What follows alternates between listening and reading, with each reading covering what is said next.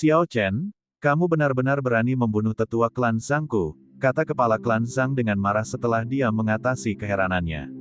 Sekelompok anggota klan Zhang bergegas maju, seolah-olah mereka bermaksud memulai perkelahian. Penatua pertama Xiao Qiang dengan cepat bergegas maju. Kelompok kultivator klan Xiao juga tanpa rasa takut bergegas maju. Xiao Chen tersenyum dingin, mereka ingin membunuhku, mengapa aku tidak membunuh mereka? Hal yang paling aku benci adalah pengkhianat sepertimu, menindas yang lemah dengan kekuatanmu. Jika Anda tidak ingin putra Anda dibunuh ketika dia keluar, maka Anda harus berhenti melakukan hal-hal seperti ini. Dan untuk klan Tang, Xiao Chen mengalihkan pandangannya ke Tang Tian, berhentilah memainkan trik seperti itu. Jika kamu tidak takut aku akan mengakhiri garis keluargamu, aku tidak keberatan membantumu. Betapa tidak dapat ditoleransi. Xiao Chen, apakah kamu berniat memulai perang antar klan kita sebelum janji 10 tahun? Tidak kusangka kamu sedang mempertimbangkan untuk mengakhiri garis keluargaku. Wajah Tang Tian berubah menjadi ungu, dan orang-orang di belakangnya juga mengelilingi mereka, menatap seperti harimau yang mengawasi mangsanya. Kurung siku buka, Xiao Qiang yang diam tiba-tiba membuka mulutnya untuk berbicara, jika itu perang yang kamu inginkan, maka peranglah yang terjadi. Klan Xiaoku hanya takut kamu tidak setara. Berikan segalanya dan gunakan gerakan apapun yang Anda miliki. Klan Xiaoku akan membawamu maju. Meskipun klan Xiaoku tidak kuat, kami tidak akan seperti beberapa orang yang membentuk aliansi di belakang orang lain dan bermain trik. Bahkan sebelum ujian dimulai, kamu mengirim 2 tetua dari keluargamu sendiri untuk menyergap kami di perkemahan klan Xiao. Sangat disayangkan bahwa kehendak surga melampaui kehendak manusia, malah menyebabkan rakyatmu terbunuh. Ekspresi Du Gufeng berubah, ada hal seperti itu yang terjadi. Tang Tian berpikir dengan sangat cepat, masalah ini bukanlah hal yang mulia dan mengakibatkan dia melanggar perjanjian dengan penguasa kota. Karena itu, dia tidak bisa mengakuinya. Xiao Qiang, jangan menuduh orang lain secara membabi buta. Jika Anda ingin menuduh seseorang, Anda harus menunjukkan buktinya terlebih dahulu. Bukti. Jenazah para tetua dari kedua klanmu sudah kami kubur sejak lama. Jika Anda ingin bukti, saya bisa pergi dan menggalinya sekarang. Saya ingin Anda menjelaskan apa yang dilakukan para tetua dari kedua klan Anda di perkemahan klan Xiao sebelum ujian dimulai. Tang Tian dan kepala klan Zhang terkejut, mereka tidak menyangka keempat orang ini sudah mati, dan mayat mereka ditemukan oleh orang-orang klan Xiao. Hal ini membuat mereka sulit menjelaskan diri mereka sendiri. Du Gufeng angkat bicara dalam upaya untuk menyelesaikan situasi. Elder Xiao, karena tidak ada seorang pun dari klan Xiao yang terluka, bagaimana kalau kita membiarkan ini sementara? Klan Xiao memperoleh hasil panen yang luar biasa pada ujian ini. Saya pasti akan melaporkan hal ini kepada atasan ketika saya kembali. Sebagai penguasa kota-kota Mohe, hal yang paling tidak ingin dilihat Du Gufeng adalah perang antara 3 klan. Hal ini akan menyebabkan banyak kematian dan kerusakan. Ketika atasannya menyelidikinya, tidak mudah baginya untuk menghindari masalah. Xiao Qiang juga tidak ingin berperang sekarang. Situasinya sekarang sudah jelas, klan Zhang dan klan Tang telah membentuk aliansi, dan ada kekuatan kuat di belakang mereka yang mendukung mereka. Situasi saat ini tidak baik untuk klan Xiao. Jika terjadi perang, klan Xiao pasti akan menderita kerugian besar. Yang bisa mereka lakukan sekarang hanyalah mempertaruhkan segalanya pada duel janji 10 tahun.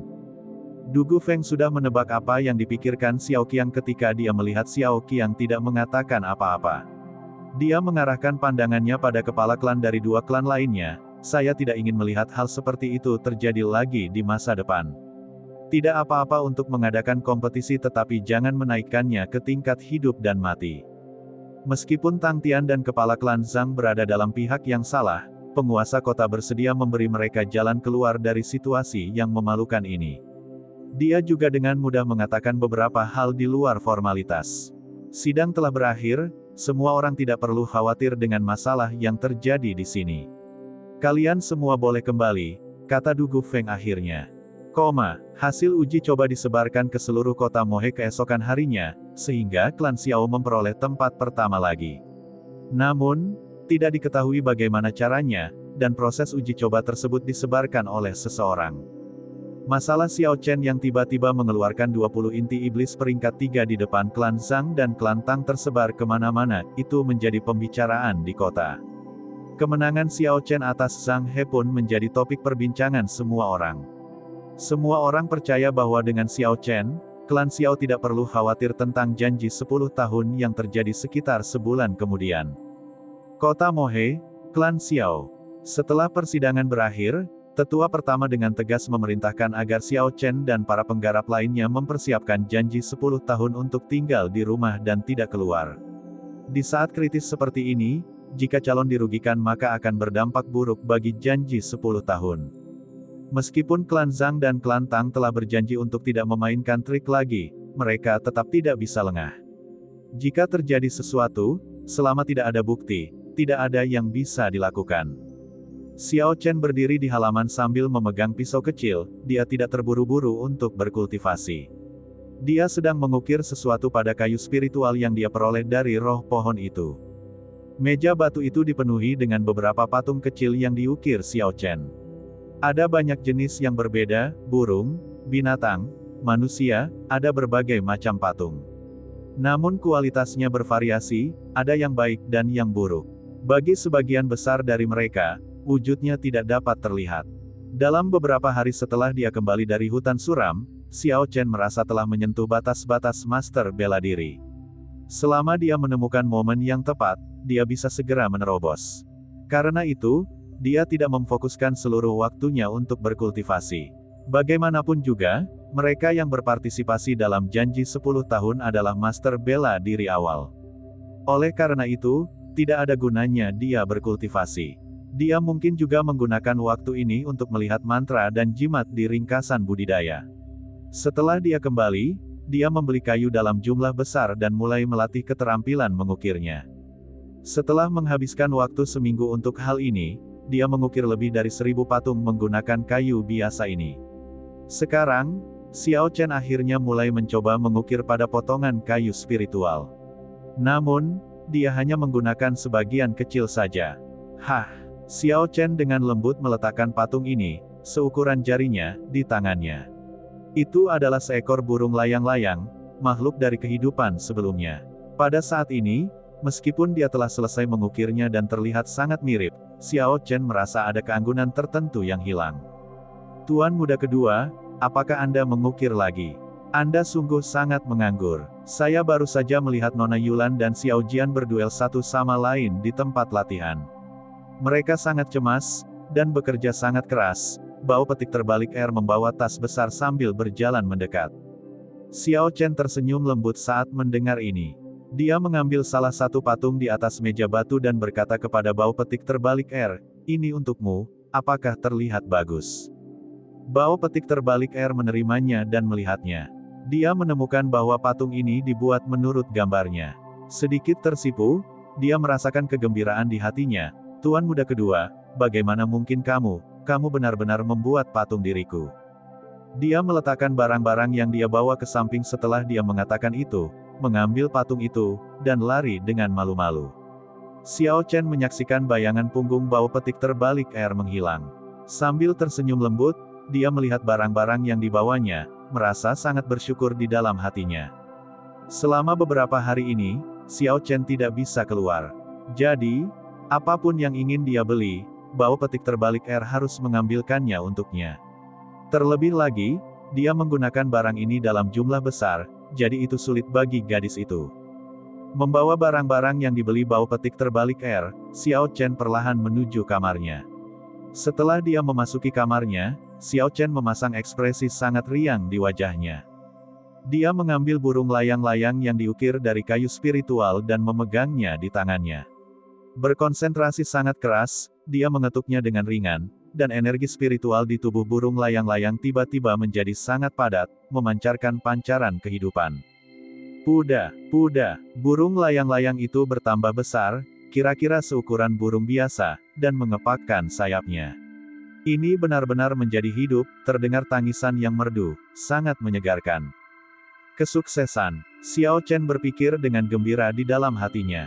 Ini adalah mantra dalam ringkasan budidaya untuk mengubah objek menjadi pasukan, Mantra penganugerahan kehidupan, itu bisa mengubah benda tak bernyawa menjadi makhluk bermutu tinggi. Namun, karena budidaya Xiao Chen saat ini rendah, dia tidak dapat membentuk pasukan hanya dengan menyebarkan beberapa kacang. Dia harus terlebih dahulu mengukir makhluk yang ingin dia ciptakan. Selanjutnya materi tersebut harus mengandung energi spiritual. Catatan TL, Sadou Chengbing, melemparkan kacang ke tanah yang diubah oleh sihir menjadi tentara, menghasilkan keajaiban. Dalam beberapa hari terakhir, dia telah mencoba melakukannya berkali-kali menggunakan patung yang dia ukir dari kayu biasa, namun tidak pernah berhasil. Hanya sampai hari ini, ketika dia menggunakan patung yang terbuat dari kayu spiritual, dia berhasil menggunakan mantra ini. Xiao Chen mengulurkan tangannya ke udara, dan burung layang-layang merasakan niat Xiao Chen. Ia mengepakkan sayapnya dan terbang ke tangannya. Xiao Chen tersenyum lembut, dan dengan hati-hati membelai makhluk yang diciptakannya. Xiao Chen mengalihkan pandangannya, dan mengalihkan perhatiannya ke barang-barang yang dibeli bau petik terbalik air. Dia mengeluarkannya, satu persatu, dan meletakkannya di atas meja, kuas, sebotol besar darah binatang roh, dan setumpuk kertas kuning. Kertas kuning itu bukan kertas biasa, itu terbuat dari kulit dan tulang binatang roh, dan harganya sangat mahal. Ketika Xiao Chen mengetahui bahwa kertas tersebut tersedia untuk dijual di dunia ini, dia sangat bersemangat sepanjang hari. Kertas ini sangat cocok untuk membuat jimat. Namun masyarakat dunia ini hanya mengetahui harta bendanya agar tidak membusuk dan hanya digunakan untuk menulis dokumen atau buku penting. Itu hanya membuang-buang bahan bagus. Jimat adalah metode serangan yang penting di antara mantra abadi. Di masa lalu, budidaya Xiao Chen tidak mencukupi dan dia tidak punya waktu untuk mengerjakannya, jadi dia tidak menelitinya. Sebelum pertempuran besar terjadi, Xiao Chen sebenarnya punya banyak waktu luang. Jadi, jika dia tidak meluangkan waktu untuk meneliti hal ini, akan sangat disayangkan. Xiao Chen menuangkan darah binatang roh ke dalam botol tinta, lalu dia mengeluarkan inti iblis peringkat 3 dan menghancurkannya menjadi bubuk sebelum memasukkannya ke dalam botol tinta. Darah roh binatang di dalam botol segera mendidih, dan ada ki warna abu-abu di permukaannya. Darah merah berubah menjadi ungu tua. Xiao Chen merasakan kepuasan ketika dia melihat energi spiritual dalam darah meningkat berkali-kali lipat ketika dia menambahkan inti iblis. Mengambil kuasnya, dia mengoleskannya ke dalam cairan ungu. Xiao Chen mulai menggambar jimat. Hanya dengan berpikir, energi spiritual di sekitarnya mulai perlahan menuju ujung kuas. Dengan setiap gerakan yang dilakukan Xiao Chen, tulisan jimat muncul di kertas kuning. Tempat keluarnya cairan ungu memancarkan cahaya redup.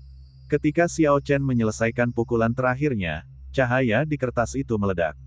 Aliran cahaya mengikuti naskah jimat yang aneh dan menciptakan formasi kecil. Xiao Chen mengesampingkan kuasnya dan dengan cepat membentuk segel dengan kedua tangannya. Cahaya di kertas kuning itu padam. Setelah Xiao Chen membuat segel tangan, kertas itu dengan cepat terlipat, berubah menjadi bentuk segitiga saat Xiao Chen menggenggamnya di tangannya. Xiao Chen menghela napas lega. Jimat ini bisa dikatakan dibuat dalam satu tarikan nafas, tanpa ada kesalahan. Meskipun itu hanya jimat tipe serangan paling dasar, Xiao Chen sudah puas karena mampu berhasil pada percobaan pertama. Puci, Xiao Chen membuang jimat di tangannya, jimat segitiga itu terbuka di udara, lalu meledak dengan ledakan, menciptakan bola api seukuran telapak tangan. Burung layang-layang yang terbang dengan gembira di udara terkejut, dan ia terjatuh dengan suara putong. Itu kembali menjadi patung kayu, dan tidak ada lagi energi spiritual di kayu spiritual. Melihat semua ini, Xiao Chen tidak bisa menahan senyum pahit. Dia telah menggunakan bahan yang bagus dan metode bermutu tinggi, tetapi karena nilai jimat itu terlalu rendah, dengan kekuatannya yang kecil, bahkan akan sulit untuk membunuh nyamuk. Apa yang menyebabkan dia benar-benar tidak bisa berkata-kata adalah apa yang terjadi pada burung layang-layang yang dia ciptakan, meskipun sifat serangannya mudah diabaikan. Saya harus terus bekerja keras, membuat jimat tingkat tinggi, dan patung yang lebih kuat, Xiao Chen menyemangati dirinya sendiri di dalam hatinya. Setengah bulan berlalu dalam sekejap, dan tanggal janji 10 tahun semakin dekat. Xiao Chen bersembunyi di rumahnya, meneliti jimat dan mantra penganugerahan kehidupan. Dia menghabiskan waktunya dalam isolasi, memilih untuk tidak meninggalkan rumahnya selama ini. Hah, Xiao Chen mengikuti metode yang tercantum pada ringkasan budidaya, dan menyuntikkan energi spiritual ke dalam patung kayu. Dengan suara, "Sua", patung kayu itu berubah menjadi seorang wanita yang memancarkan cahaya keemasan, dan melayang di udara. Wanita itu memegang tombak emas panjang. Dia melambaikannya dengan lembut di udara dan aliran naga ki berkumpul di tombak. 9 bayangan naga emas muncul di belakang punggungnya, mengeluarkan kekuatan naga ke sekitarnya. Ledakan. Sebelum senyuman Xiao Chen memudar, wanita itu hancur, berubah menjadi tumpukan abu, dan berhamburan perlahan ke udara. Itu masih gagal, desah Xiao Chen dalam hatinya. Kemajuannya dalam jimat sangat bagus, tapi dia masih belum bisa berhasil sepenuhnya dalam mantra penganugerahan kehidupan. Tidak sulit lagi bagi Xiao Chen untuk mengukir beberapa hewan kecil dan membiarkannya hidup untuk sementara. Namun, dia masih gagal menciptakan tentara dan senjata sungguhan. Wanita ini diukir menurut gambar Yue Ying. Yue Ying adalah wanita terkuat yang pernah dia temui. Selanjutnya, formula perubahan karakter Battle Sage Origins dari Xiao Chen berhasil menangkap jejak teknik bela diri yang dia gunakan. Dengan demikian, itu bisa berhasil digabungkan di dalamnya.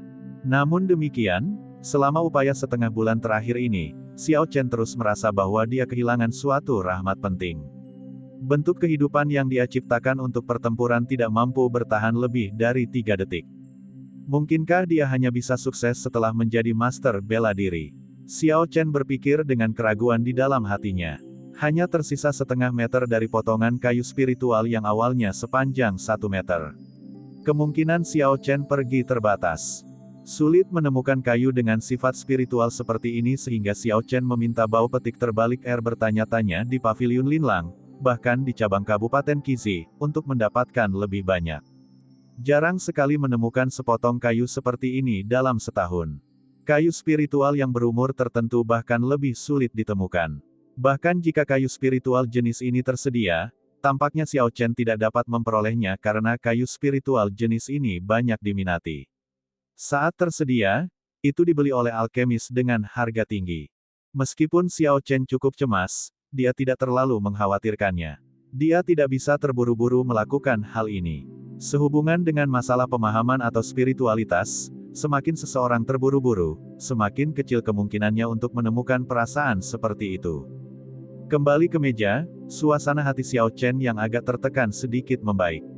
Tersebar di sekeliling meja adalah jimat yang dia ciptakan selama beberapa hari terakhir. Jimat yang tercantum dalam ringkasan budidaya rumit, dan memiliki banyak jenis berbeda.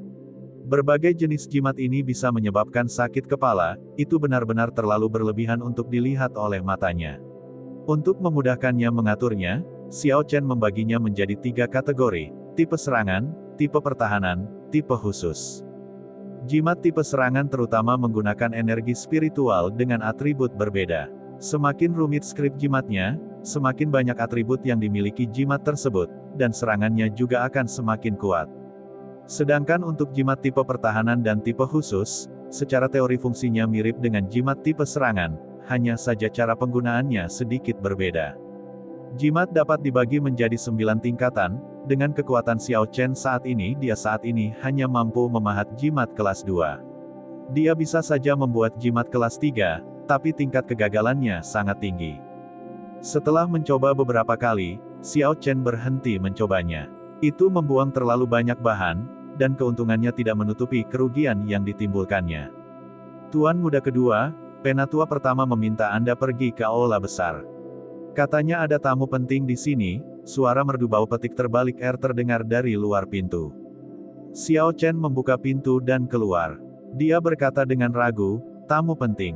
Bau petik terbalik air, "Tahukah kamu siapa orang itu?" Bau petik terbalik air tersenyum nakal, "Itu indah, yang sangat cantik." Penatua pertama sangat menghormatinya, memanggilnya sebagai Nona Feng. Nona Feng. Feng Feixue. Mata Xiao Chen berbinar, apakah gadis itu mengenakan pakaian pria? Bau petik terbalik air menjawab dengan aneh, "Tuan muda kedua, bagaimana Anda tahu?" "Tidak bisakah aku memprediksinya?" Xiao Chen tersenyum lembut. "Itu seharusnya benar," pikir Xiao Chen dalam hatinya, "itu pasti Feng Feixue. Aneh sekali, apa yang dia lakukan di klan Xiao kita saat ini. Tinggal setengah bulan lagi dari janji 10 tahun, apakah ini hanya kebetulan? Setelah berjalan melewati beberapa taman, Xiao Chen dengan cepat sampai di aula besar. Yang membuat Xiao Chen terkejut adalah selain Xiao Qiang dan Feng Feixue, Xiao Jian dan Xiao Yulan juga hadir. Tuan muda Xiao, sudah lama sekali. Feng Feixue mengenakan pakaian pria, memancarkan rasa kepahlawanan, dia masih terlihat anggun seperti sebelumnya. Xiao Chen tersenyum lembut, aku tidak pernah menyangka akan bertemu denganmu di sini. Bertemu dengan Anda di mana-mana, Nona Feng benar-benar memiliki kemampuan luar biasa. Ketika tiga orang di samping melihat bahwa Xiao Chen mengenal Feng Feixue, mereka tercengang.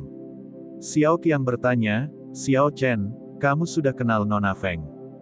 Xiao Yulan dan Xiao Jian penasaran dengan jawaban Xiao Chen atas pertanyaan Xiao Qiang. Xiao Chen menemukan kursi dan duduk di samping Xiao Yulan, aku tidak bisa mengatakan aku mengenalnya. Kami telah bertemu beberapa kali. Bisakah penatua pertama memperkenalkan kami dengan benar? Xiao Qiang tersenyum saat mendengar ini Nona Feng Feixue. Asosiasi pedagang yang dijalankan oleh klannya adalah yang terbesar di negara Qin besar. Bisnis mereka tersebar di seluruh benua. Bahkan di negara Jin besar, mereka termasuk yang teratas. Nenek moyang mereka dan klan Xiao kita memiliki semacam hubungan. Ada ekspresi sedih di matanya saat Xiao Qiang mengatakan ini. Feng Feixue dengan tajam memperhatikan sedikit kesedihan di mata Xiao Qiang. Dia tersenyum acuh tak acuh, tampak sangat tenang. Paman Xiao berbicara terlalu tinggi, kami hanyalah pengusaha. Meskipun dia mengatakannya dengan sopan, cara dia mengatakannya menunjukkan bahwa dia telah menerima kata-kata Xiao Qiang. Xiao Chen dan dua lainnya tercengang.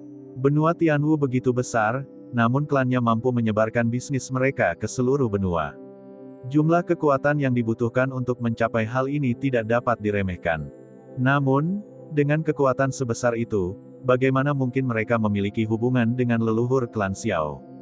Bahkan jika mereka dulunya memiliki hubungan dengan leluhur klan Xiao, sekarang mereka tidak perlu mengunjungi klan Xiao. Xiao Qiang memandang mereka bertiga dan berkata, karena kalian bertiga ada di sini, saya akan memberitahu Anda tujuan kunjungan Nona Feng. Setelah janji 10 tahun berakhir, apapun hasilnya, Nona Feng bermaksud memikirkan cara untuk merekomendasikan Anda semua ke sekolah surgawi Qin.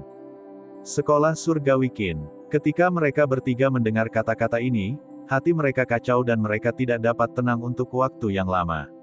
Sekolah surgawi Qin adalah salah satu dari 5 sekolah besar di benua Tianwu. Itu terletak di ibu kota negara Qin besar. Sebenarnya, negara ini sudah ada lebih lama dari bangsa Qin besar. Menurut legenda, kaisar pendiri negara Qin besar, Ying Zheng, belajar di sekolah surgawi Qin ketika ia masih muda. Setelah ia mendirikan negara, ia segera menyatakan sekolah surgawi Qin menjadi institusi nasional. Selain 3 tanah suci di benua Tianwu, ada beberapa kekuatan lain yang telah ada sebelum dinasti Tianwu. Beberapa dari mereka bahkan lebih tua dari tanah suci. Kekuasaan ini telah diwariskan sejak dinasti Tianwu. Di hati orang-orang, tidak banyak perbedaan dari Hollands. Contoh kekuatan di negara Qin besar adalah Sekte Pedang Berkabut, Paviliun Pedang Surgawi, dan Istana Roh Malam. Sekolah Qin Surgawi adalah eksistensi yang berada di antara dua jenis kekuatan ini. Itu lebih kuat dari tanah suci palsu itu, tapi lebih lemah dari 3 tanah suci. Namun, ada perbedaan mendasar dari sekte tersebut. Sekolah tidak akan ikut campur dalam perebutan kekuasaan antar sekte, itu hanyalah sekolah untuk belajar. Bahkan ketika ada konflik internal di keluarga kekaisaran, para senior sekolah kuno yang sangat kuat tidak memberikan bantuan. Xiao Jian menekan kegembiraan di dalam hatinya dan bertanya, dengan bakat kita, bisakah kita benar-benar bergabung dengan sekolah surgawi Qin? Feng Feixue tersenyum acuh tak acuh, kamu tidak perlu khawatir tentang ini. Ujian masuk sekolah tidak semata-mata berdasarkan tingkat budidaya. Yang terpenting adalah kemampuan bertarung. Terlebih lagi, dengan budidaya Anda saat ini, bakat Anda tidak bisa dianggap miskin di negara ini. Yang paling penting adalah beberapa klan besar memiliki beberapa tempat yang disediakan untuk mereka. Anda tidak perlu khawatir sama sekali. Xiao Jian tidak bodoh, dia dengan cepat mengerti apa yang dimaksudnya. Dia bertanya terus terang, tempat-tempat ini seharusnya sangat berharga. Apakah Anda memiliki tuntutan terhadap kami dengan memberikannya kepada kami? Saya tidak percaya Anda akan begitu murah hati. Feng Feixue tidak bisa menahan senyum ketika dia mendengar ini. Tuan muda pertama sangat lugas, tetapi saya benar-benar tidak memiliki tuntutan apapun. Jika kamu tidak percaya, kamu bisa bertanya pada Paman Xiao. Mereka bertiga mengalihkan pandangan mereka ke Xiao Qiang untuk melihat apa yang akan mereka katakan. Karena tidak ada tuntutan, sungguh sulit dipercaya. Xiao Qiang menganggukkan kepalanya. Jika kamu memiliki kekhawatiran, ungkapkan saja pendapatmu. Jika Anda tidak ingin pergi, Nona Feng tidak akan memaksa Anda. Xiao Jian berterima kasih banyak atas niat baik Nona Feng. Saya benar-benar ingin pergi, mohon maafkan kata-kata saya sebelumnya.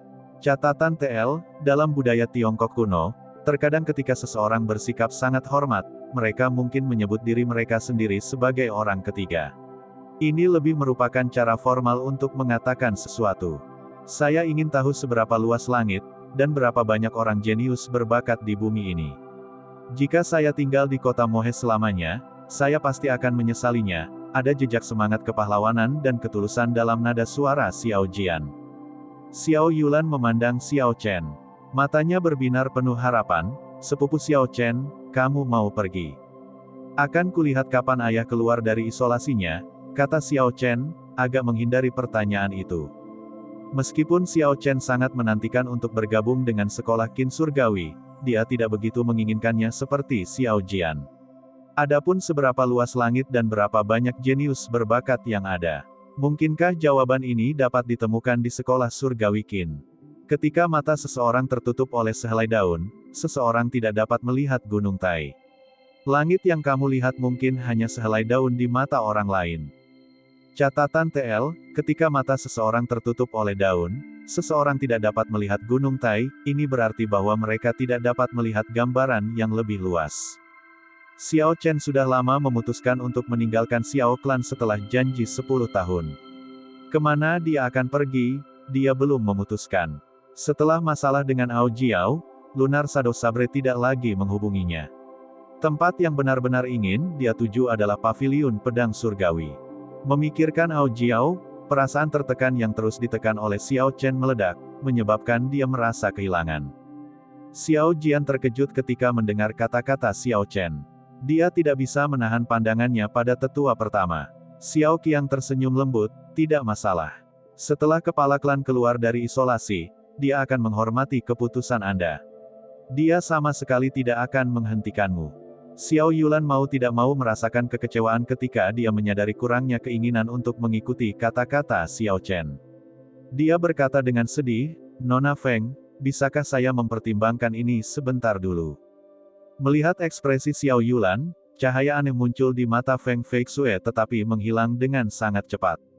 Feng Feixue tersenyum dan berkata, saya tidak akan pergi selama sebulan, Anda dapat meluangkan waktu dan mempertimbangkannya dengan cermat. Dia kemudian mengalihkan pandangannya ke Xiao Chen, Tuan Muda Xiao, bolehkah saya berbicara dengan Anda? Xiao Chen memandang ke arah tetua pertama. Setelah melihatnya mengangguk, dia menjawab, tentu, tidak masalah. Mereka berdua berjalan keluar dari aula besar, dan Feng Feixue memimpin di depan. Mereka berhenti ketika tiba di taman yang terpencil.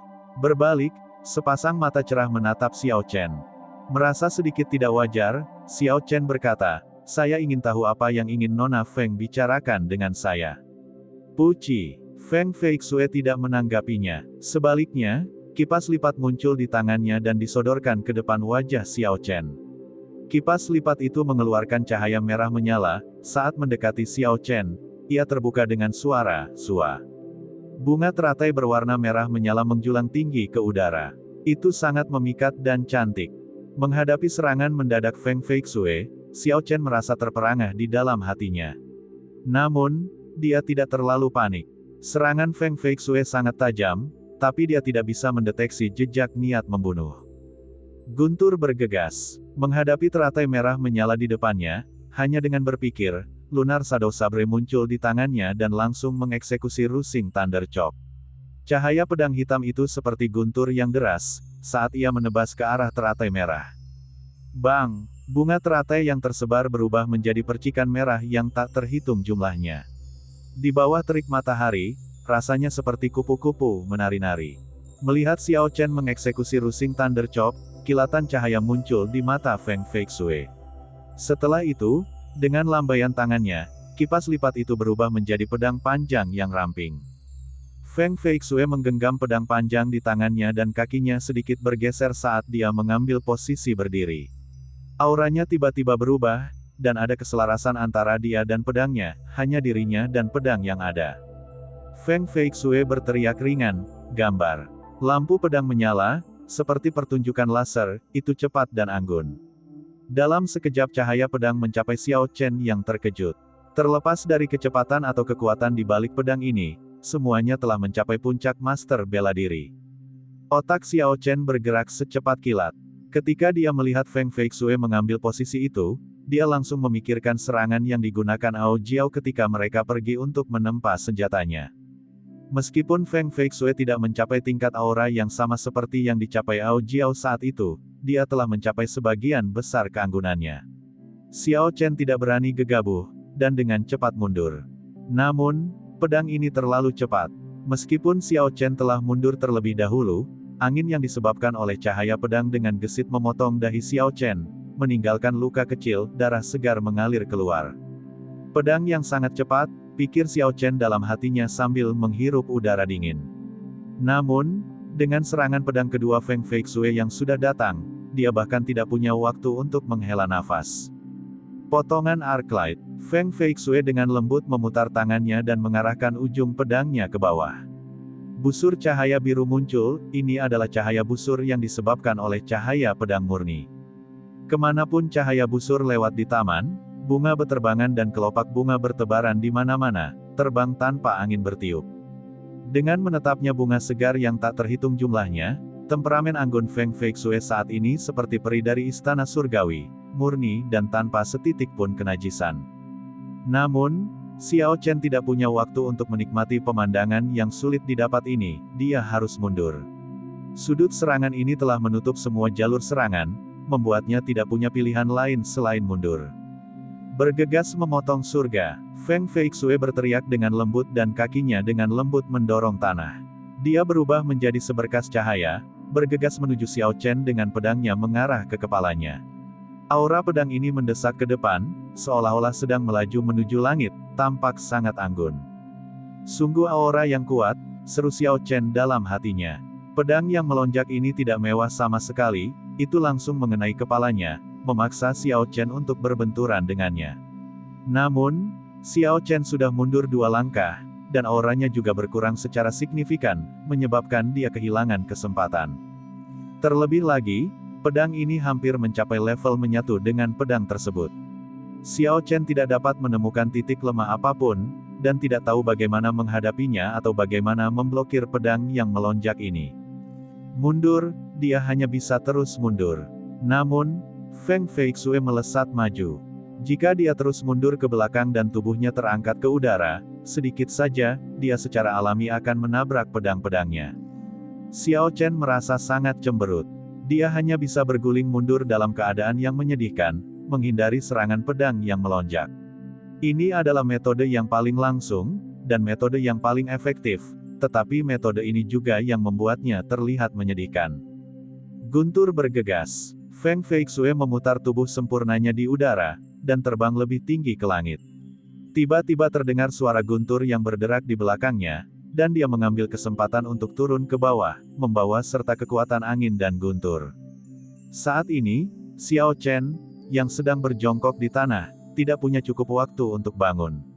Melihat Feng Feixue mengirimkan serangan pedang ke arahnya yang mengandung kekuatan angin dan guntur, Xiao Chen merasa sangat ketakutan. Apakah ini Rusing Thunder Chop yang sebenarnya? Xiao Chen berpikir dalam hatinya. Sejak pedang ditarik, auranya meningkat tanpa henti sementara lawan terpaksa terus mundur. Ketika aura lawan mencapai titik terendah, auranya akan dinaikkan ke puncaknya. Menggunakan serangan mematikan yang pasti pada saat ini, dipenuhi dengan gelombang guntur, itu tidak bisa diblokir. Saat itu, Xiao Chen tidak bisa membuang waktu memikirkan hal ini, dia tidak punya cara untuk menghindari pedang ini. Selama dia mundur selangkah saja, dia akan dipotong menjadi 2. Dia hanya bisa memblokir secara pasif. Ketika auranya berada pada titik terlemahnya, dia harus memblokir pedang itu, yang auranya akan berada pada puncaknya. Teknik pedang yang hebat. Meskipun situasinya mendesak, Xiao Chen tidak bisa tidak memujinya di dalam hatinya. Puji. Xiao Chen berdiri dengan gagah berani dan mengangkat lunar shadow sabre miliknya. Cahaya listrik bersinar ke segala arah, dan inti iblis peringkat 6 melepaskan kekuatannya yang tak terbatas tanpa menahan diri. Dia harus meningkatkan auranya sebanyak yang dia bisa dalam waktu sesingkat mungkin. Bang! Pedang Feng Feixue, yang dipenuhi dengan kekuatan guntur yang deras, dengan kejam meretas lunar shadow sabre milik Xiao Chen. Lampu listrik yang cemerlang menghancurkan bilah kedua pedang itu. Putong! Kekuatan besar turun dari bilah pedang, langsung mentransmisikannya ke kedua lengan, dan kemudian kaki mereka. Xiao Chen terhuyung dan mundur 2 langkah. Memburu guntur rantai kedua, Feng Feixue mendarat di tanah dan berteriak keras. Kedua tangannya menggenggam pedang saat dia melangkah maju, memotong secara horizontal ke arah Xiao Chen. Pedang ini memiliki aura tertinggi, yang awalnya sudah dinaikkan ke puncaknya, dan terus meningkat lebih jauh lagi, akhirnya mencapai tingkat yang mengejutkan. Bang! Tiba-tiba, pertahanan Xiao Chen tidak mampu menahan pedang ini dan dia terlempar ke udara. Tubuhnya terus terbang mundur saat Xiao Chen melakukan yang terbaik untuk membalikkan badan, nyaris tidak berhasil mendarat di tanah dengan stabil. Darah dan ki di tubuhnya melonjak, dan semua organ dalamnya tampak terguncang. Namun, Xiao Chen tahu bahwa serangan pedang ini tidak mengandung semua kemampuan Feng Feixue. Kalau tidak, dia tidak akan bisa memblokirnya. Feng Feixue memegang pedang saat dia berdiri tegak. Dia berkata dengan nada agak menyesal, "Tuan Muda Xiao, saya telah menyinggung perasaan Anda. Ada catatan lengkap tentang teknik pedang guntur bergegas di sekolah surgawi Qin. Selama kamu memutuskan untuk pergi ke sekolah surgawi Qin, ada banyak teknik seperti itu yang tersebar di mana-mana. Di sana, Anda akan mendapatkan manfaat yang luar biasa." Xiao Chen tersenyum pahit pada dirinya sendiri. Setelah berjuang begitu lama, dia sebenarnya berusaha meyakinkannya untuk bergabung dengan sekolah surgawi Qin. Feng Feixue, kamu menarik. Setelah mendengarkan penjelasan Feng Feixue, kemarahan di hati Xiao Chen kini menghilang. Xiao Chen juga tahu bahwa Feng Feixue telah menahan diri sejak serangan pertama. Selain itu, dia tidak mengungkapkan niat membunuh apapun sepanjang pertempuran. Hanya bisa dikatakan bahwa dia tulus. Metode lugas seperti ini juga disukai Xiao Chen. Sayangnya Xiao Chen benar-benar tidak bisa pergi. Xiao Chen berdiri. Setelah dia stabil, dia tiba-tiba menghunus pedangnya. Itu adalah sikap yang sama yang digunakan Feng Feixue sebelumnya. Feng Feixue mengungkapkan ekspresi terkejut, karena gerakan ini tidak lebih lambat dari miliknya. Mengesampingkan pedang di tangannya, kipas lipat muncul di tangannya sekali lagi. Bunga teratai berwarna merah menyala muncul di kakinya. Dalam beberapa saat, itu menyebar ke area 10 meter di sekelilingnya, dimanapun kakinya mendarat, bunga teratai merah akan mekar. Tuan Muda Xiao, Feng Feixue hendak mengatakan sesuatu setelah dia berdiri tegak, tetapi Xiao Chen tidak memberinya kesempatan ini. Dia langsung menggunakan Lightning Evasion dan muncul di depannya. Memanfaatkan peluang bagus, dia menggunakan Arc Light Chop, busur cahaya panjang muncul di udara. Feng Feixue berbeda dari Xiao Chen, dia telah berlatih teknik pedang guntur bergegas selama beberapa waktu, dan memahami inti dari teknik pedang ini dengan sangat baik. Dia tahu bahwa dia tidak bisa mundur. Begitu dia mulai, dia tidak akan bisa berhenti, akhirnya mengakibatkan auranya mencapai titik terendah. Dia membalikkan tubuhnya ke samping dengan lembut dan mengirim kipas lipat ke depan, bertemu dengan pedang bayangan bulan di tangan Xiao Chen. Ledakan. Namun, Feng Feixue dikejutkan oleh kekuatan besar yang datang dari pedang itu. Dia selalu berpikir bahwa Xiao Chen hanyalah murid bela diri puncak. Karena itu, dia telah mengendalikan esensinya untuk tetap berada di level master bela diri awal, kalau-kalau dia melukai Xiao Chen secara tidak sengaja. Namun, dia tidak menyangka bahwa kekuatan Xiao Chen lebih besar dari murid bela diri puncak biasa. Menginjak bunga teratai merah di bawah kakinya, Feng Feixue mundur beberapa langkah. Bergegas memotong surga, Xiao Chen tidak menunggunya untuk menstabilkan dirinya sebelum bergegas, mengarahkan ujung pedang ke kepalanya. Langkah yang membuat Xiao Chen dalam keadaan menyedihkan sebelumnya tidak berhasil pada Feng Feixue. Apa yang menyebabkan Xiao Chen sedikit kecewa adalah meskipun Feng Feixue mundur, dia melakukannya dengan cara yang jauh lebih santai daripada yang dilakukan Xiao Chen. Saat bunga teratai bermekaran, udara dipenuhi cahaya, mengikuti Feng Feixue saat dia mundur 3 langkah. Guntur bergegas. Xiao Chen berteriak di udara, dan suara guntur terdengar di belakangnya. Kekuatan guntur dan angin mengikutinya saat dia bergerak. Langkah ini adalah sesuatu yang telah digunakan Xiao Chen berkali-kali, hanya dilakukan dengan cara yang berbeda. Xiao Chen jelas bisa merasakan perbedaan antara keduanya. Melepaskan. Feng Feixue berteriak ringan di dalam hatinya. 2 bunga teratai berwarna merah menyala muncul di matanya.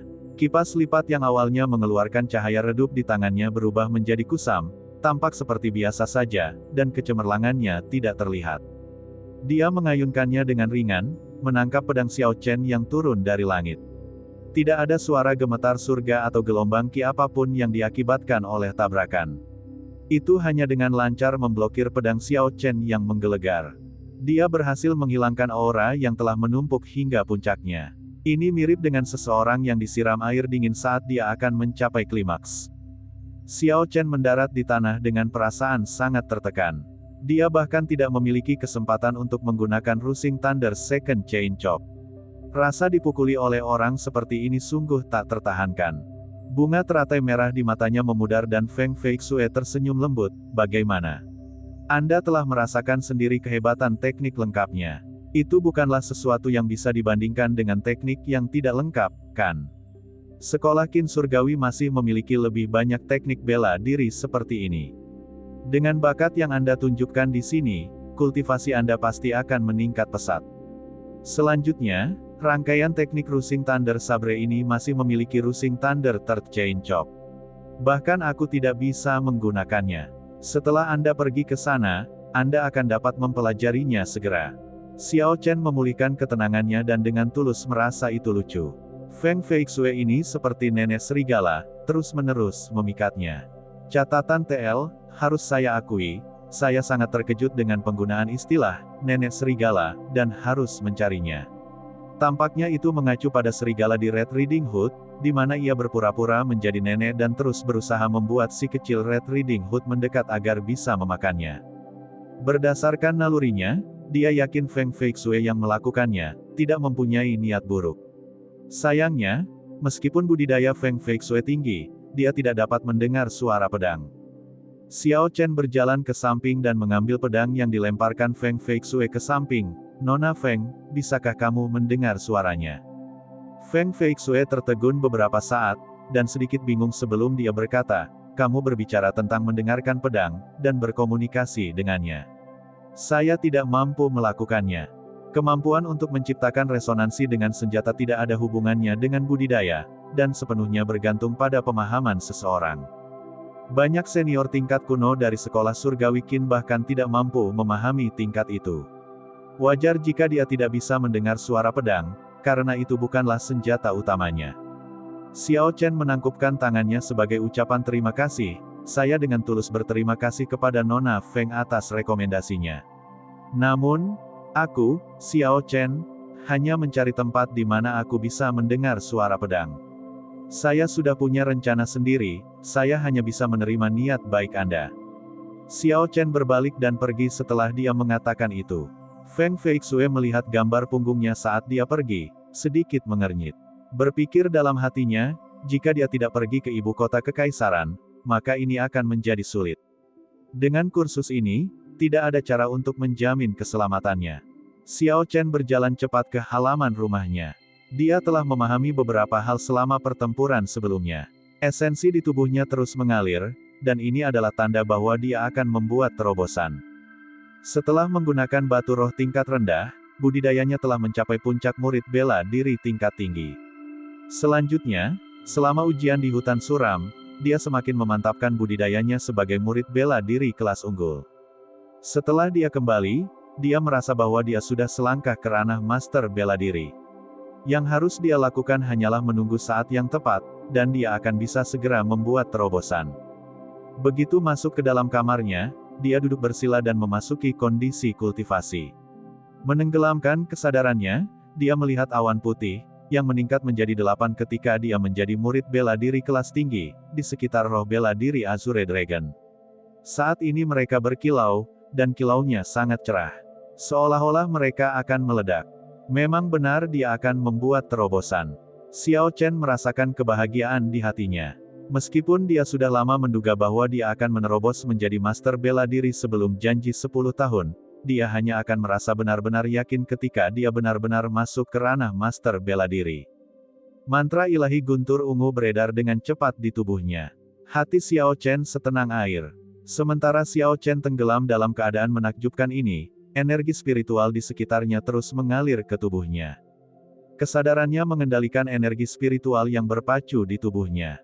Di bawah bimbingan mantra ilahi guntur ungu, energi spiritual mengelilingi meridian seluruh tubuhnya sebelum masuk ke dantian. Azure Dragon kecil di dantian membuka mulutnya dan menyedot energi spiritual ini. Ada ekspresi puas di wajah naga mungilnya. Setelah beberapa saat, ia mengeluarkan esens murni dari mulutnya. Xiao Chen mengendalikan esensi ini, membuatnya mengalir keluar perlahan melalui meridiannya, lalu ia meresapi tulang dan ototnya dengannya, membuat tubuhnya marah. Selain saat dia menggunakan batu roh, ini adalah sesuatu yang akan dilakukan Xiao Chen setiap kali dia membuat terobosan. Karena fakta bahwa dia terlambat memadatkan jiwa bela diri, dia telah menggunakan sebagian besar energi spiritual yang dia serap pada tahap awal untuk meredam tubuhnya. Ini adalah keuntungan yang akan sangat berguna dalam pertarungan. Xiao Chen tidak mau melepaskan keuntungan ini. Jika dia terus seperti ini, hanya masalah waktu sampai dia mampu mencapai tingkat memiliki tendon dari perunggu dan tulang dari baja. Mantra ilahi guntur ungu beredar tanpa henti di tubuhnya. Setelah 49 siklus, Xiao Chen dapat merasakan ledakan perasaan di dantiannya menjadi semakin intens. Sambil menarik napas dalam-dalam, dia berhenti mengedarkan energi spiritual dalam siklus reguler dan mulai mengedarkannya dalam siklus besar, mencoba menerobos ke ranah master bela diri. Di bawah sirkulasi Xiao Chen, energi spiritual di ruangan itu mengalir ke tubuhnya seperti air. Xiao Chen menyerap energi spiritual seperti ini selama 1 jam sebelum akhirnya mulai mengedarkannya. Energi spiritual ini, yang jauh lebih kuat dan lebih padat daripada kebanyakan energi spiritual biasa, perlahan-lahan beredar di tubuhnya. Xiao Chen dengan sabar dan tidak tergesa-gesa maju ke depan sedikit demi sedikit, mengikuti urutan titik akupuntur di sepanjang meridian. 1 jam lagi berlalu, dan mantra ilahi guntur ungu akhirnya menyelesaikan siklus besarnya. Energi spiritual yang bergejolak seperti sungai mengalir ke dantian. Azure Dragon membuka mulutnya dengan penuh semangat, seolah-olah sedang memakan makanan lezat, terus-menerus menyerap energi spiritual dalam jumlah besar ini. Awan putih yang mengelilinginya menjadi lebih terang, sepertinya itu akan meledak di saat berikutnya. Boom! Ada ledakan suara yang datang dari dekat roh bela diri Xiao Chen setelah waktu yang tidak diketahui. 8 awan putih telah meletus, dan area di dekat roh bela dirinya berada dalam keadaan kacau. Namun, Xiao Chen tidak merasa tidak nyaman. Faktanya, sepertinya dia telah ditekan hingga ekstrim dan akhirnya dibebaskan. Ini adalah perasaan yang dialami Xiao Chen sebelumnya selama terobosan sebelumnya. Namun, rasanya tidak senyaman sekarang. Pori-pori di sekujur tubuhnya terbuka dan aliran kotoran hitam mengalir keluar. Setelah setengah jam, Xiao Chen mengendalikan kesadarannya dan menenggelamkannya perlahan untuk memeriksa area di dekat martial spiritnya, area yang awalnya kacau kini menjadi jelas. Ketika kesadarannya sampai di dantiannya, sepertinya kesadarannya telah sampai di ruang yang benar-benar baru. Awan putih di masa lalu telah hilang, dan sekarang hanya ada genangan air jernih tempat roh bela diri dulu bersemayam. Bahkan Azure Dragon kecil itu telah menghilang. Apa yang sedang terjadi? Di mana naga Azure? Xiao Chen penuh keraguan saat dia berpikir dalam hatinya. Putong. Tiba-tiba terdengar suara cipratan air dari dalam kolam. Kepala naga yang menggemaskan muncul dari kolam kecil, ia berenang dengan gembira di air kristal. Ketika kesadaran Xiao Chen memperhatikan percikan air, dia mengamatinya dengan cermat. Setelah sekitar 15 menit, Xiao Chen sangat gembira. Kolam air ini sebenarnya adalah metode baru Xiao Chen dalam menyimpan esens. Ketika dia mengamatinya sebelumnya, hanya satu tetesan percikan yang mengandung jumlah esens yang sama dengan 10% awan putih. Xiao Chen menghitung dalam hatinya, seharusnya ada sekitar 2 genggam air di kolam di ruang ini. Jika setiap tetes air mengandung jumlah esensi yang sama dengan 1/10 awan putih, maka akan ada banyak esensi yang tersedia di sini. Terlepas dari memurnikan obat atau bertarung dengan seseorang, dia tidak perlu lagi khawatir tentang konsumsi esensnya lagi. Xiao Chen bahkan memiliki dorongan terburu-buru untuk mencoba dan melihat apakah dia bisa mengeksekusi kembalinya naga Azure. Jika dia mampu, maka dalam janji 10 tahun, dia tidak akan ada bandingannya. Dengan teknik bela diri peringkat surga, bahkan Grandmaster bela diri pun tidak akan mampu bertahan melawannya. Xiao Chen tiba-tiba membuka matanya, dan 2 berkas cahaya ungu keluar dari matanya. Xiao Chen tidak tahu apa arti pancaran cahaya ungu ini.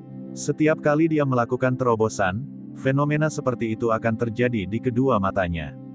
Sambil menggelengkan kepalanya, Xiao Chen tidak memikirkan hal ini lebih jauh. Melihat kotoran hitam menjijikkan di sekujur tubuhnya, dia tidak bisa menahan senyum pahit. Sepertinya setiap kali dia menerobos suatu dunia, dia harus mengganti pakaiannya. Xiao Chen merasa sangat tidak nyaman karena tertutup kotoran lengket ini. Karena itu, dia segera pergi mandi. Setelah selesai mandi dan berganti pakaian, seluruh tubuh Xiao Chen terasa rileks dan waspada. Wajahnya bersinar dengan kesehatan dan semangat, dia bahkan merasa dipenuhi dengan energi yang tidak ada habisnya. Tuan muda kedua, kemana kamu pergi? Aku sudah lama mencarimu. Ketika bau petik terbalik melihatnya dari luar halaman, dia berlari dengan tergesa-gesa. Xiao Chen tersenyum, mengapa kamu mencari tuan mudamu? Aku pergi mandi lebih awal. Bau petik terbalik memeriksa Xiao Chen dengan matanya setelah dia mendengar ini, memperlihatkan sedikit ekspresi yang menyerupai mabuk. Dia segera tersipu dan berkata dengan suara lembut, Tuan muda kedua, Anda tampaknya menjadi lebih tampan. Mungkinkah ketika saya masuk ke alam master bela diri, aura seseorang juga akan berubah? Xiao Chen berpikir dengan ragu. Namun, belum pernah ada gadis yang memujinya seperti itu. Xiao Chen tersenyum canggung, kamu masih belum memberitahuku kenapa kamu mencariku. Bau petik terbalik terbangun dari kenyataan dan buru-buru berkata, Nona Feng meminta saya untuk menyerahkan buku ini kepada Anda sebelum dia pergi.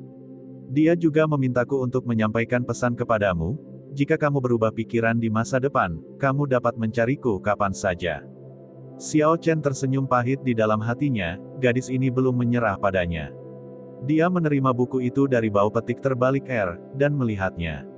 Ekspresi wajahnya segera berubah sedikit. Ini sebenarnya adalah salinan tulisan tangan dari manual lengkap teknik pedang guntur bergegas. Sudah berapa lama Nona Feng pergi? Xiao Chen bertanya sambil meletakkan buku itu ke samping. Bau petik terbalik menjawab dengan sikap yang menyenangkan, saya yakin dia pergi sekitar 2 jam yang lalu. Sepertinya aku tidak bisa mengejarnya, kata Xiao Chen dengan sedikit penyesalan. Xiao Chen tidak suka menerima rahmat dari orang lain tanpa alasan sama sekali. Sepertinya aku harus membayar hutang budi ini di masa depan, Xiao Chen bergumam pada dirinya sendiri sambil melihat salinan tulisan tangan dari manual lengkap teknik pedang guntur bergegas. Setelah kembali ke kamarnya, Xiao Chen menyimpan manual teknik saber guntur bergegas di cincin semesta miliknya. Dia tidak segera melihatnya, karena masih ada hal lain yang ingin dia lakukan. Xiao Chen mengeluarkan sepotong kayu sepanjang setengah meter dan memotong bagian sebesar ibu jarinya. Lalu dia mulai mengukirnya dengan hati-hati. Mantra penganugerahan kehidupan adalah mantra abadi yang sangat kuat. Meskipun dia belum berhasil menggunakannya dengan benar sebelumnya, Xiao Chen juga tidak pernah berpikir untuk menyerah. Sekarang dia adalah seorang master bela diri, hal yang paling mendesak dalam hati Xiao Chen adalah terus berusaha untuk berhasil dalam usaha ini. Dia mengingat setiap detail pertempuran antara Yue Ying dan Ye Chenzu saat dia mengukir setiap nuansa penampilan Yue Ying, pukulan demi pukulan.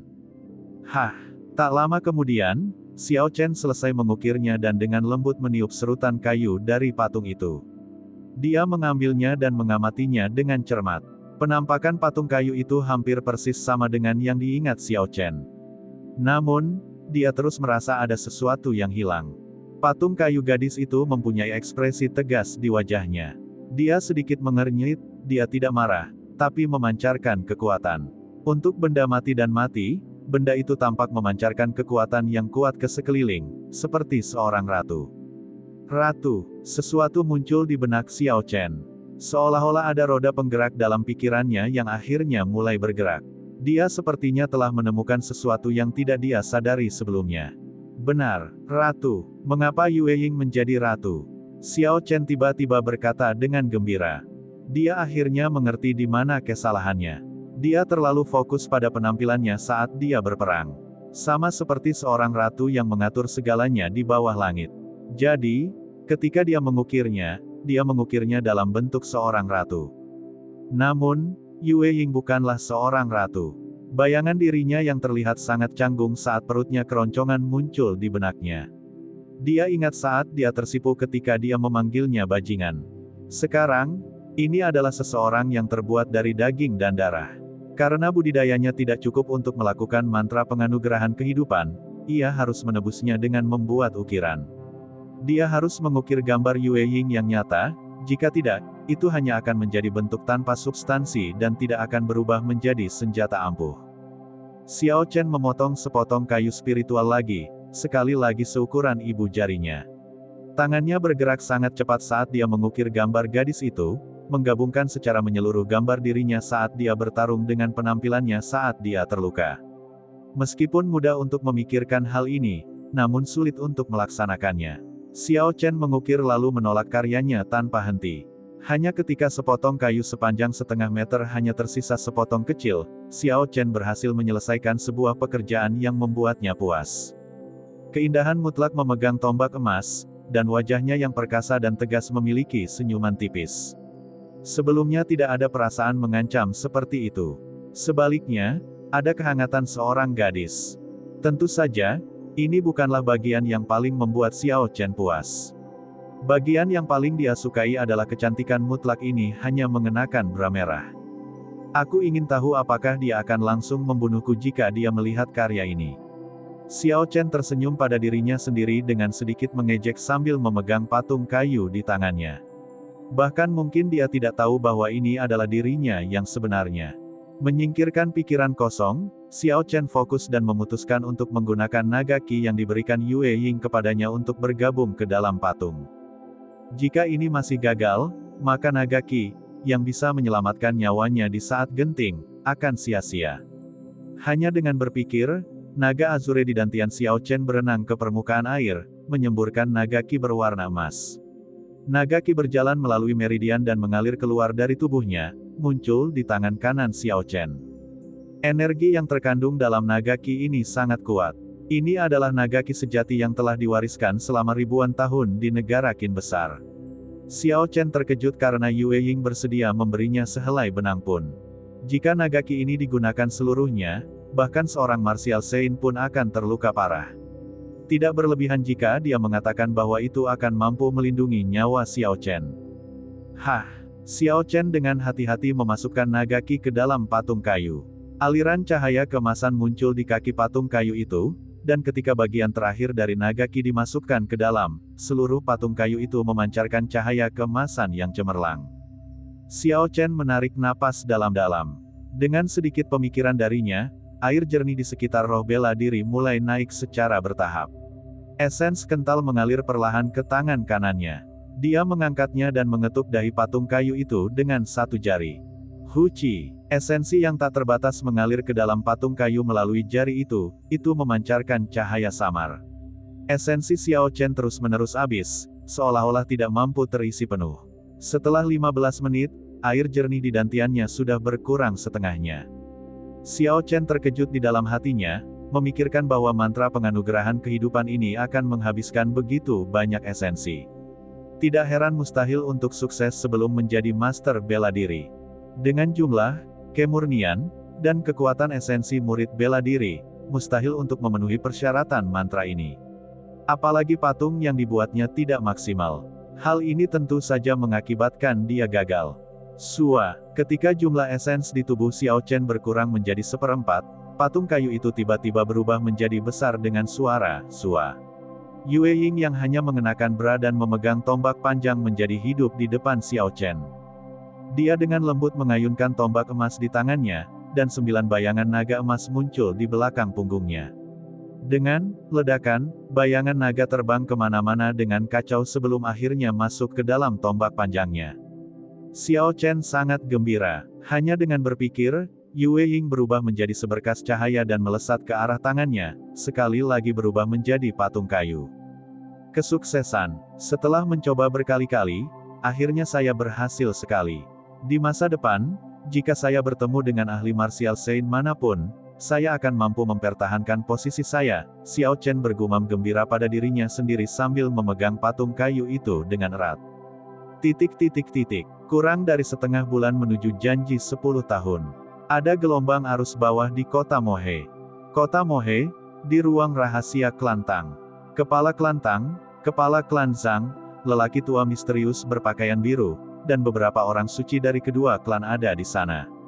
Wajah kepala klan Zhang penuh dengan kecemasan saat dia berkata, "Elder Leng, kapan Anda bisa memberikan pil pengembalian esensi kepada saya? Untuk usaha besar klan Leng, saya telah mempertaruhkan segalanya. Sekarang putra sulung saya lumpuh, Anda harus melakukan sesuatu untuk membantunya." Martial Saint berpakaian biru tersenyum lembut, "Elder Zhang, tidak perlu cemas. Saya yakin saya tidak perlu memberitahu Anda betapa berharganya pil esensi pengembalian, karena dapat membantu mengondensasi kembali jiwa bela diri.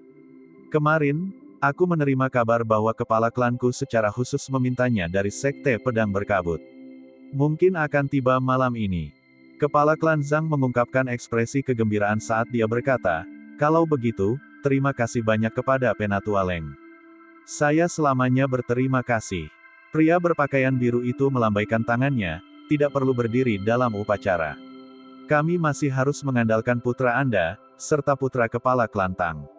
Membantu Anda sama dengan membantu diri saya sendiri." Ketika Tang Tian, yang berdiri di sampingnya, mendengar bahwa kepala klan Zhang telah berhasil mendapatkan pil esensi pengembalian, dia merasakan ketidakpuasan di hatinya dan dia berkata, "Penatua Leng, putra sulung saya meninggal pada usia yang begitu muda. Mengapa saya tidak melihat Anda memberikan kompensasi untuk itu?" Ekspresi wajah pria berpakaian biru itu sedikit berubah. "Elder Tang, tidak benar kamu mengatakan hal seperti itu. Sehubungan dengan masalah dengan rubah roh ekor 6, saya telah menahan tawaran saya telah melakukan semua yang seharusnya saya lakukan. Orang yang membunuh putramu adalah Xiao Chen. Lagi pula, setahu saya, bakat putra sulung Anda hanya rata-rata. Biasanya, kamu bahkan tidak akan peduli padanya." Wajah Tang Tian menjadi gelap.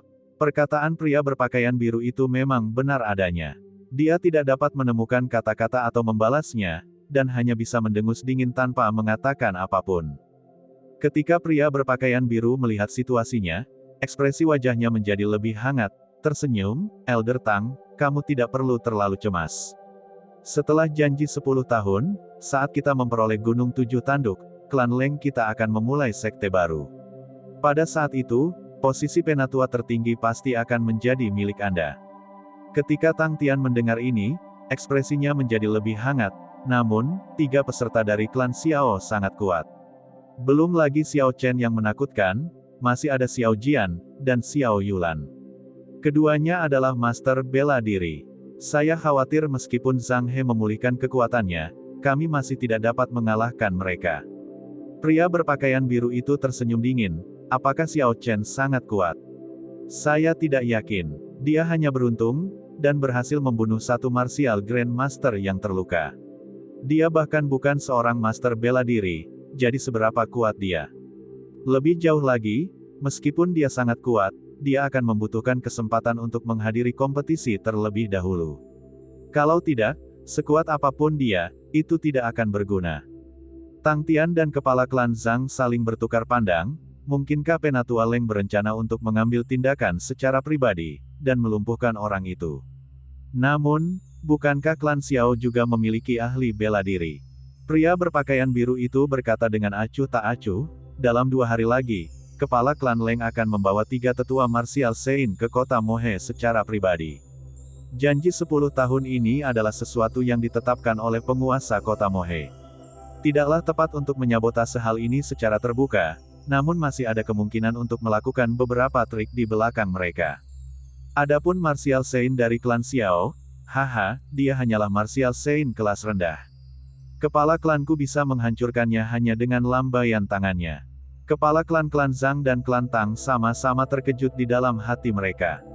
Ini berarti, termasuk pria berpakaian biru, kelima ahli Martial Saint dari klan Leng akan datang. Dengan kekuatan mereka, mereka akan mampu menyapu bersih klan Xiao hanya dengan mengandalkan 5 orang ini. Sekarang Xiao Chen telah berhasil dalam mantra penganugerahan kehidupan, dia memfokuskan sisa waktunya untuk mengkonsolidasikan budidayanya sebagai master bela diri kelas rendah dan menggambar jimat. Seorang master bela diri memiliki esens yang melimpah, jadi Xiao Chen mencoba membuat jimat kelas 3 beberapa kali dan menemukan bahwa tingkat keberhasilannya lebih tinggi dari sebelumnya. Jika mantra ilahi guntur ungu miliknya dapat naik ke lapisan ketiga, maka ia dapat menjamin tingkat keberhasilan sebesar 90%. Hari-hari berlalu begitu saja, dan dalam sekejap, seminggu lagi telah berlalu. Sepupu Xiao Chen, apakah kamu di sana? Xiao Chen saat ini berada di kamarnya menggambar jimat serangan atribut ganda kelas 3. Dia segera menghentikan apa yang dia lakukan ketika mendengar suara Xiao Yulan.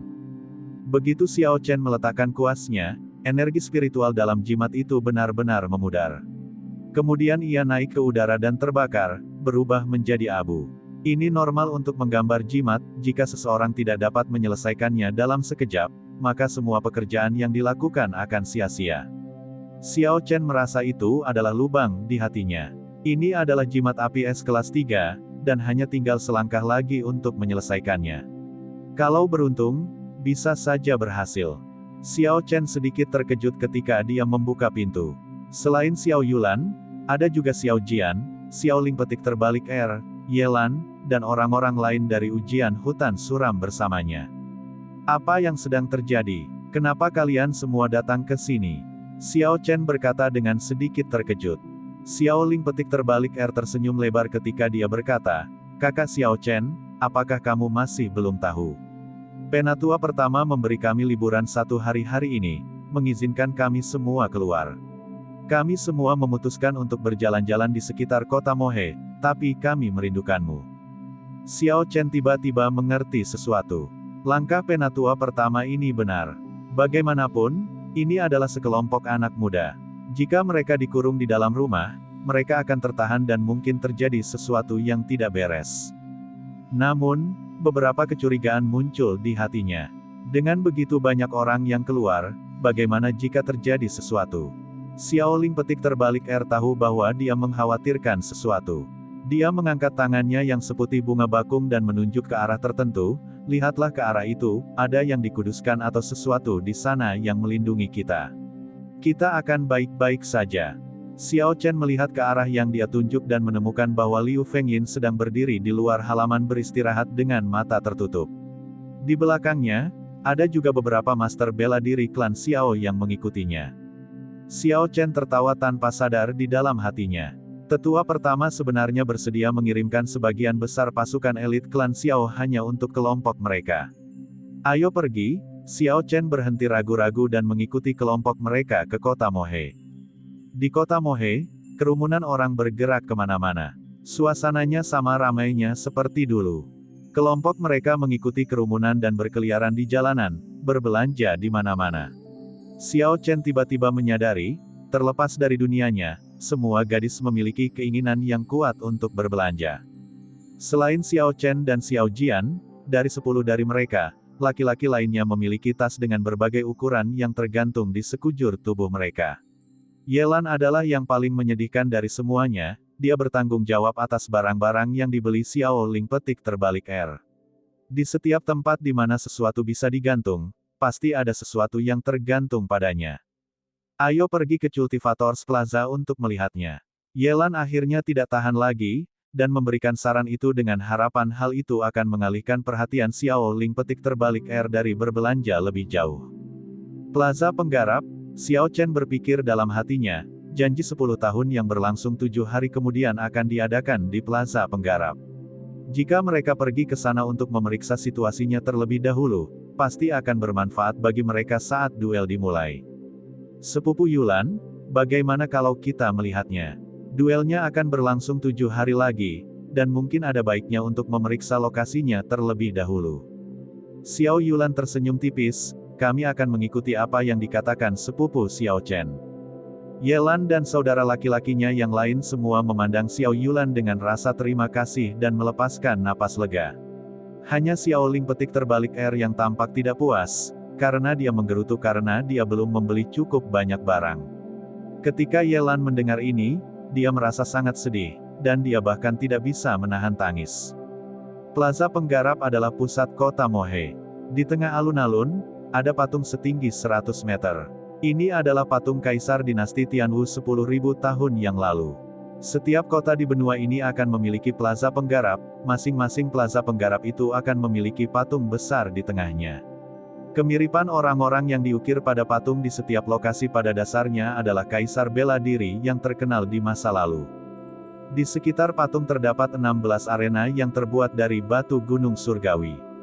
Salah satu arenanya sangat menarik perhatian, ukuran dan tingginya jauh lebih besar dari yang di sekitarnya. Semua arena ini dioperasikan oleh penguasa kota. Ini adalah norma di benua Tianwu, dan biasanya ada banyak orang di sini. Namun, saat ini merupakan zona terlarang, tidak mengizinkan siapapun masuk atau keluar. Setiap tahun, ada kompetisi berskala besar yang diadakan di Plaza Kultivator Kota Mohe. Ini diselenggarakan oleh penguasa kota secara pribadi. Selain memenangkan hadiah besar, seseorang juga dapat meningkatkan reputasinya, dan mungkin dipandang baik oleh klan besar atau penguasa kota. Ini adalah periode paling sibuk di kota Mohe. Terlebih lagi, kompetisi ini bertepatan dengan janji 10 tahun dari 3 klan besar kota Mohe. Membayangkan pemandangan yang ramai, akan sangat ramai. Oleh karena itu, kediaman Tuan Kota telah menutup plaza penggarap setengah bulan yang lalu dan memulai latihan, serta melakukan perbaikan untuk menjamin bahwa tidak ada hal buruk yang akan terjadi. Namun, pembatasan ini ditujukan untuk pihak luar. Bagi kelompok klan Xiao, itu bukan masalah.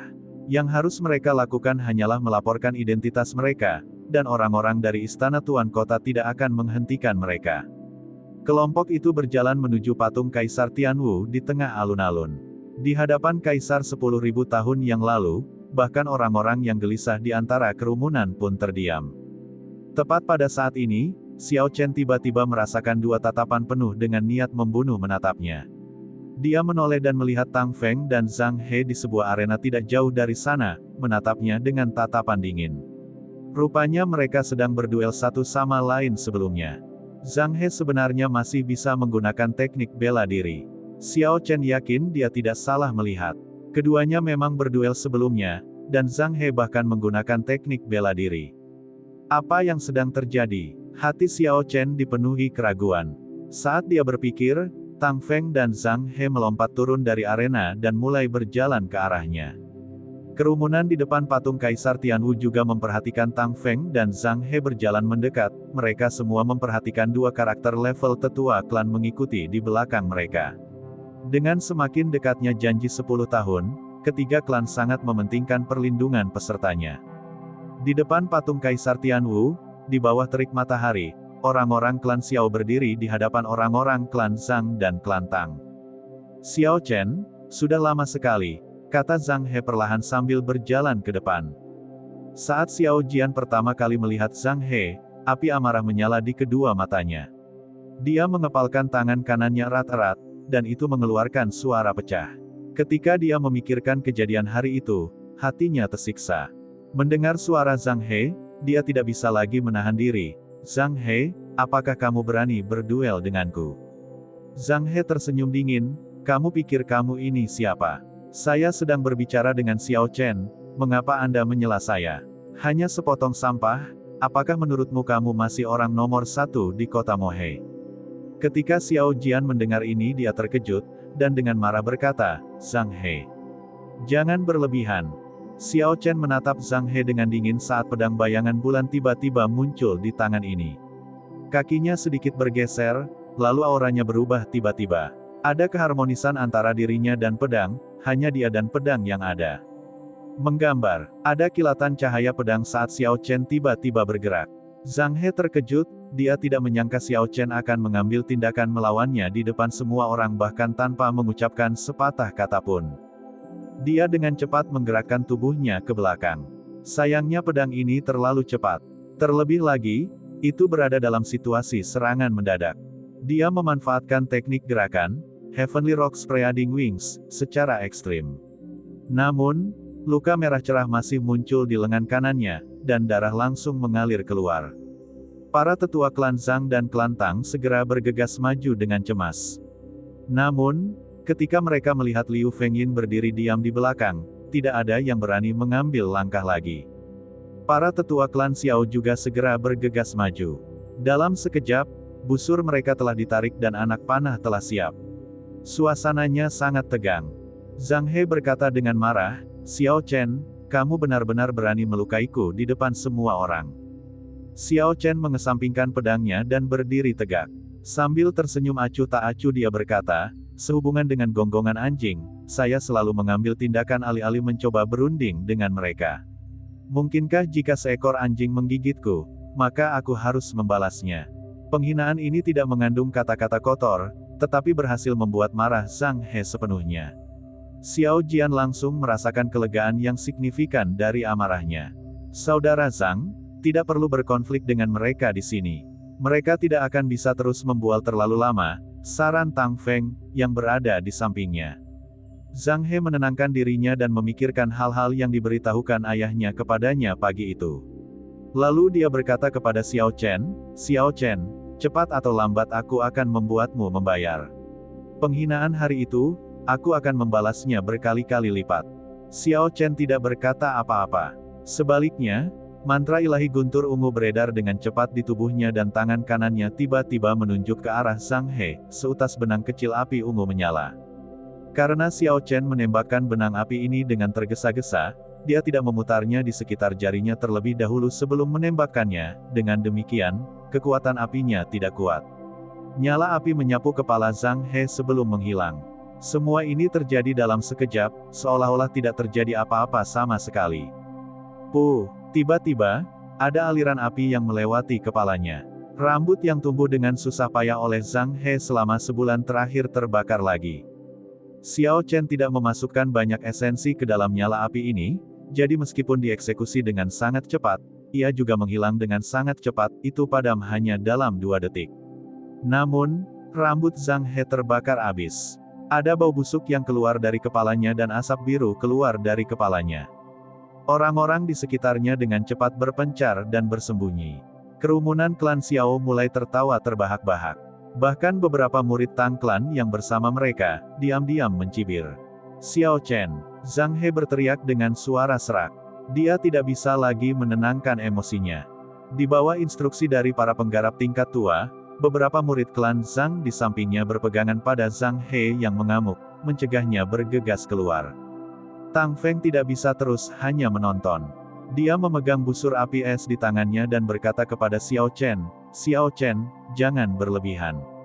Tidakkah menurutmu ini keterlaluan? Jatuh ke laut, terlalu banyak." Xiao Chen tersenyum dingin di dalam hatinya. "Setelah menunjuk ke hidungku dan mengancamku di depan banyak orang, kamu benar-benar mengatakan bahwa aku berlebihan. Apakah dunia berputar mengelilingi mereka di mata orang-orang ini?" Xiao Chen berkata dengan dingin, "Aku sudah mengatakannya sebelumnya, aku tidak akan mencoba berunding dengan seekor anjing. Saat seekor anjing menggonggong pada saya akan mengambil tindakan alih-alih mencoba bernalar dengannya." Melihat ketidakpercayaan Tang Feng, Xiao Chen menghela nafas pelan di dalam hatinya. Memang benar, segala sesuatu di dunia ini ditentukan oleh kekuatan. Jika lawannya tidak melihat Liu Fengyin ada di sini, dialah yang akan dipermalukan. Dia tidak percaya bahwa Zhang He datang untuk menyambutnya karena dia sudah lama tidak bertemu Xiao Chen dan merindukannya. Zhang He dan Tang Feng jelas ingin memanfaatkan keunggulan jumlah mereka untuk mempermalukannya. Hanya saja, mereka tidak menyangka Liu Fengyin akan hadir juga. Dengan demikian, mereka akhirnya menderita kerugian yang sangat besar. Setelah sekian lama, bau terbakar di kepala Zhang He memudar. Dia benar-benar tidak ingin lagi tinggal di sini. Dia sepertinya ingin mengatakan sesuatu sebelum membawa orang-orangnya pergi dari tempat ini. Namun, ketika dia memikirkan apa yang terjadi sebelumnya, dia menahan kata-kata yang ingin dia ucapkan. Sebaliknya, dia menatap tajam ke arah Xiao Chen. Xiao Yulan dan yang lainnya tidak lagi berminat berbelanja setelah sekelompok orang itu menyebabkan masalah seperti itu. Sebelum mereka pergi, Xiao Chen melihat patung Kaisar Tianwu setinggi 100 meter di belakangnya. Berpikir dalam hati, dia memiliki api surgawi tertinggi yang mampu membakar seluruh benua. Dengan kekuatan pribadinya, ia mampu menyatukan benua dan mendirikan dinastinya sendiri. Inilah legenda tentang Kaisar Tianwu. Bahkan setelah 10.000 tahun, setelah dinasti Tianwu dihancurkan, masyarakat masih tidak dapat melupakan Kaisar Tianwu. Inilah betapa menakjubkannya inspirasi Kaisar pada generasi itu. Pada generasinya, masih banyak orang luar biasa lainnya. Namun, mereka semua dibayangi olehnya, berubah menjadi batu loncatan baginya sebelum keberadaan mereka akhirnya hilang di sungai waktu. Akankah aku, Xiao Chen, menjadi seperti Kaisar Tianwu setelah 10.000 tahun?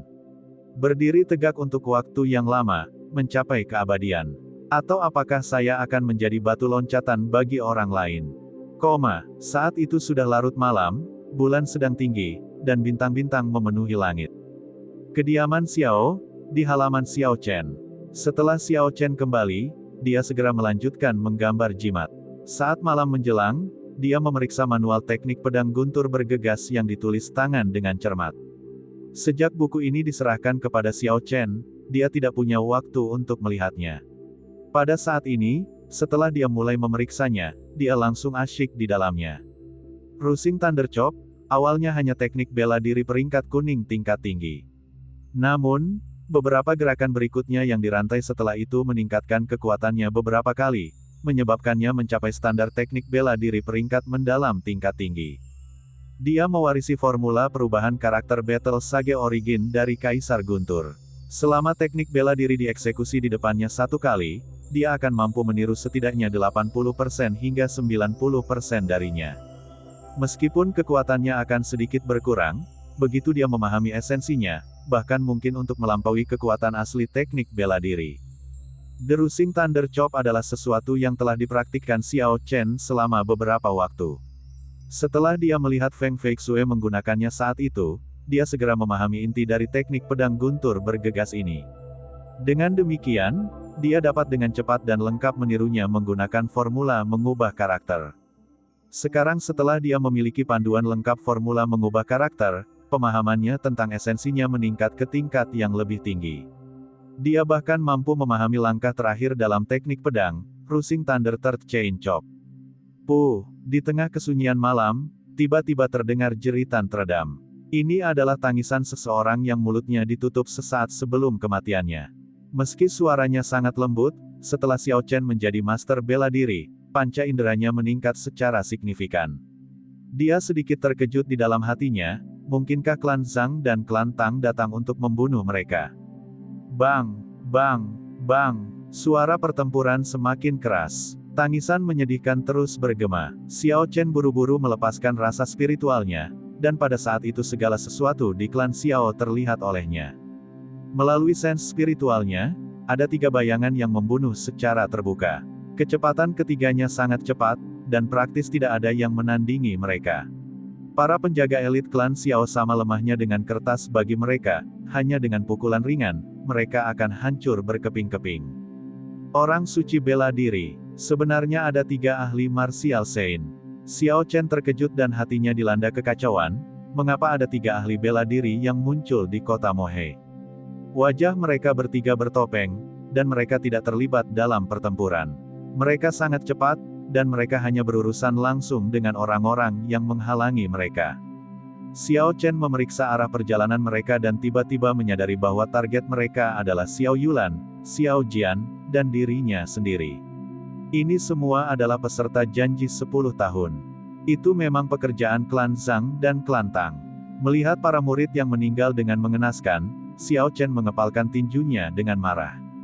Dia mengalami pendarahan di hatinya, ada niat membunuh yang kuat di hatinya. Di mana Liu Fengyin? Xiao Chen mengalihkan perhatiannya ke area lain dan dia melihat sosok Liu Fengyin. Dia saat ini ditempati oleh orang berpakaian biru. Dia sudah kesulitan melindungi dirinya sendiri dan tidak bisa melarikan diri. Di lokasi yang lebih jauh lagi, tetua pertama memimpin sekelompok master bela diri. Namun, mereka ditunda oleh Martial Saint yang kuat. Orang itu tidak membunuh mereka, namun ketika ada yang datang memberikan bantuan, dia akan langsung menahan mereka. Sebenarnya ada 5 ahli Martial Saint di sini. Situasinya buruk. Xiao Chen buru-buru meninggalkan kamarnya dan bergegas ke kamar Bao Petik Terbalik R. Tuan muda, apa yang terjadi? Bao Petik Terbalik R berkata dengan ekspresi panik saat dia keluar dari kamar, dia telah mendengar tangisan menyedihkan dari orang-orang yang datang dari luar. Xiao Chen hendak menjelaskan ketika tiba-tiba niat membunuh yang luar biasa muncul. Aura mengejutkan itu hendak memberikan tekanan pada seseorang, meski mereka belum berada di dekatnya. Xiao Chen mendorong Bao Petik Terbalik R kembali ke kamarnya dan dengan cepat mengatakan kepadanya, cepat kembali ke kamarmu. Ingat, apapun yang kamu dengar, jangan keluar. Ingat, apapun yang kamu dengar, kamu sama sekali tidak boleh keluar. Meskipun Bao Petik Terbalik R sedikit bingung, dia belum pernah melihat Xiao Chen mengungkapkan ekspresi cemas sebelumnya. Karena itu, dia menuruti kata-katanya dan berlari kembali ke kamarnya. Tiba-tiba, sesosok tubuh muncul di dinding halaman. Ada pedang berlumuran darah di tangannya. Kain hitam menutupi wajahnya, menghalangi orang untuk melihat seperti apa rupanya, matanya bersinar, menatap Xiao Chen. Puci, orang berpakaian hitam mengayunkan pedangnya, dan pedang biru sepanjang 6,6 meter Qi dikirim terbang ke arah Xiao Chen. Ini adalah pedang Qi yang sebenarnya, karakteristik pengguna pedang Martial Saint, tidak seperti pedang Qi yang digunakan Zhang He melalui pedang suci Martial Saint miliknya. Catatan TL, 6,6 meter adalah 2 zhang. Ini adalah satuan pengukuran Tiongkok di mana 3 zhang sama dengan 10 meter. Pedang Qi melonjak, dan segera tiba di depan Xiao Chen. Xiao Chen tahu dia tidak bisa bertahan melawan ini, jadi dia buru-buru mundur. Bang! Kaki depan Xiao Chen bergeser dan pedang Qi menebas area tempat dia berdiri beberapa saat sebelumnya. Dengan suara ledakan yang keras, lubang yang dalam tercipta di tanah. Aliran gelombang Qi tersebar ke segala arah, dan debu beterbangan kemana-mana. Xiao Chen masih di udara, dan belum mendarat, ketika dia terjebak dalam gelombang Qi. Tubuhnya terlempar ke belakang, jatuh ke tanah dengan ledakan yang keras. Ini adalah kekuatan hanya dari satu tebasan pedang. Seorang ahli bela diri memang kuat. Xiao Chen sangat terkejut di dalam hatinya. Sosok di dinding itu tiba-tiba menghilang. Detik berikutnya, dia muncul kembali di atas Xiao Chen, pedangnya memancarkan pedang Qi sepanjang 6,6 meter. Kekuatan serangan ini tak tertandingi saat ia turun dari langit. Pada saat ini, tidak peduli seberapa kuat teknik bela diri, itu akan sia-sia karena tidak ada waktu baginya untuk menggunakannya sama sekali. Tangan Xiao Chen bergerak cepat dan patung kayu, yang diukir dari kayu spiritual, terlempar ke atas kepalanya.